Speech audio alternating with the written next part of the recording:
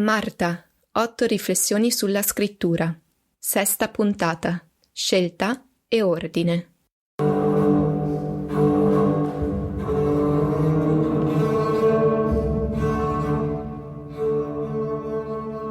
Se questa fosse una lezione sulla scrittura, ti ricorderai che hai un grandissimo potere, la scelta e l'ordine.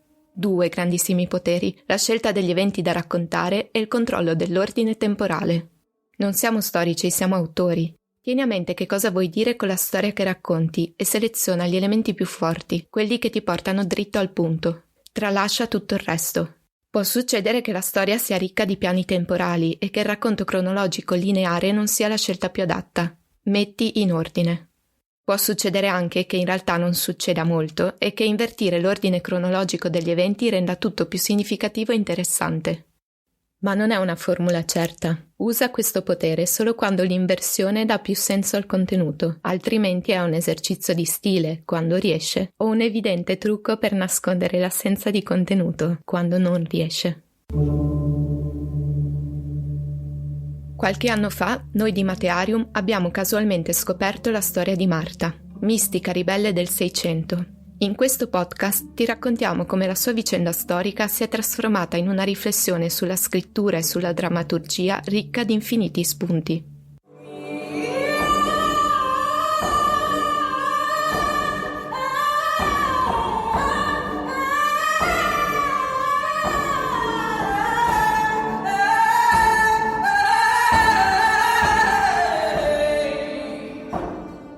Questa puntata è stata ispirata da una conversazione con Mary Ziraldo della Biblioteca Guarneriana di San Daniele, uno scrigno ricco di voci e storie del passato.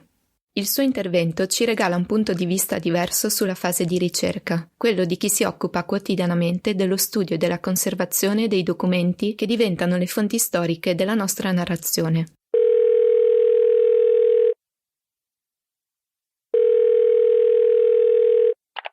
Queste sono voci che chiamano. Il tempo le ha risparmiate e conservate, lasciandoci proprio questa responsabilità di riscoprirle. Questi processi raccontano anche del modo di vivere, dei luoghi in cui si viveva, della lingua che veniva parlata. Quindi è veramente la riscoperta di un mondo che noi pensiamo sempre così piuttosto lontano, in realtà vivo, pieno di fermento, è straordinariamente simile per tanti aspetti. Chi è in cerca, no, di storie chiede anche a te di far parte poi di questa storia. E questo è l'aspetto più bello, perché comincia una caccia. Insieme si va a caccia e si cerca di capire, di trovare un percorso. Quindi anche tu poi entri a far parte di questa storia e desideri fortemente che trovi quello che sta cercando, perché sai che comunque hai dato un senso anche tu alla tua ricerca, ecco. Quindi ci piacciono molto, ecco, i cacciatori di storie.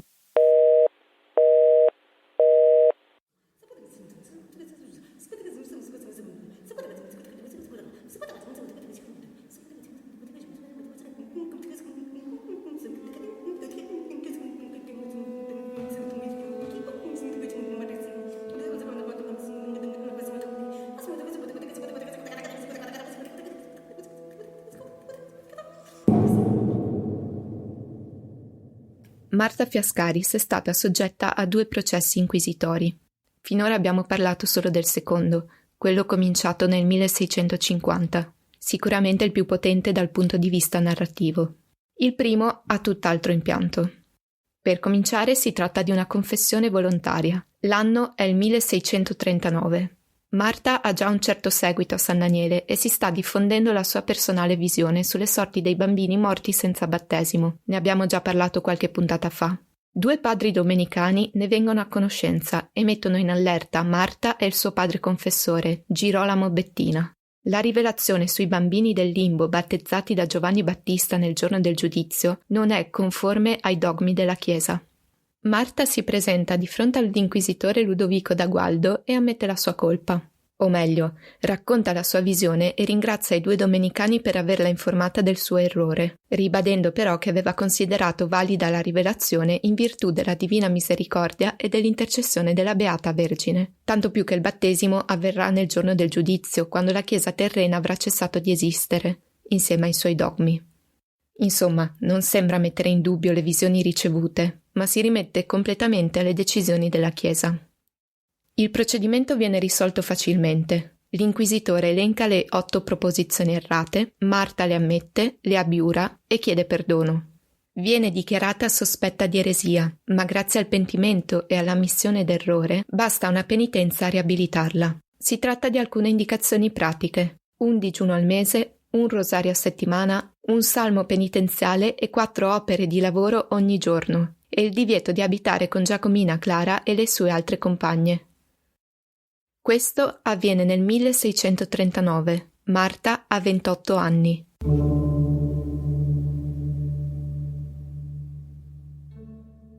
Se la vicenda si fosse conclusa qui, se Marta Fiascaris dopo la prima abiura si fosse per sempre ritirata ad occuparsi di giardinaggio, vorremmo raccontare la sua storia? Può essere. I punti chiave del nostro racconto ci sono già: il pensiero alternativo che non cede, la condizione femminile nel Seicento, lo scontro tra l'individuo e il potere. Ma il secondo processo ha avuto luogo. 10 anni più tardi la ritroviamo al centro di un nuovo fermento religioso, pronta a fondare la Congregazione del Santissimo Sacramento della Purità della Vergine Maria. È il 1650, ha inizio il secondo processo. I germogli presenti nel primo sono adesso piante ad alto fusto, che è impossibile non vedere. È inevitabile che la nostra scelta ricada su questa seconda parte della storia. Nel secondo processo abbiamo un confronto tra Marta e l'inquisitore Missini, protagonisti molto forti e caratterizzati. Abbiamo un gran numero di testimonianze di personaggi secondari, ciascuno con la sua identità, e la sua conclusione ha un impatto emotivo molto forte. Il successivo dilemma è: raccontiamo anche il primo processo? E se sì, come montiamo la narrazione? Il gruppo di lavoro di Matearium, scrivendo la sua drammaturgia su Marta Fiascaris, ha dato la sua risposta a queste domande. Ma non è l'unica. Un'altra visione sulla storia con un'altra sensibilità o un'altra intenzione comunicativa portano ad altre risposte. Qual è la tua?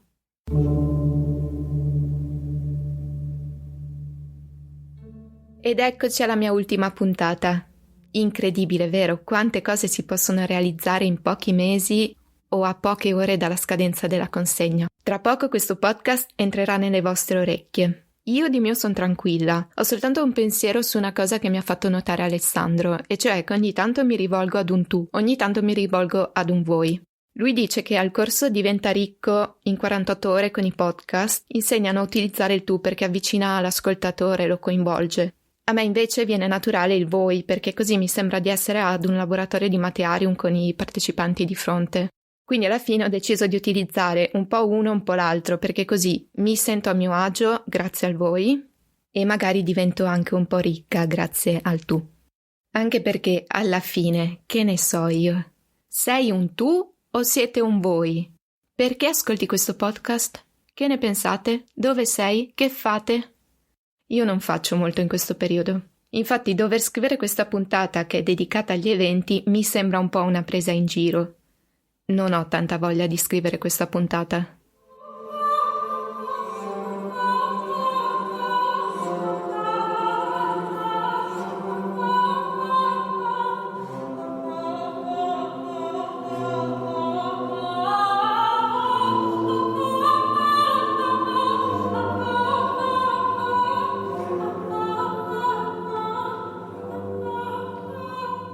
Marta è un podcast a cura di Matearium e Servi di Scena.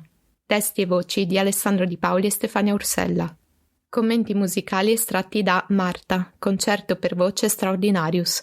Composizioni di Matteo Sarcinelli, interpretate da Laura Giavon e Davide Ceccato. Progetto realizzato con il contributo della Regione Friuli Venezia Giulia e dell'Associazione Saltarello.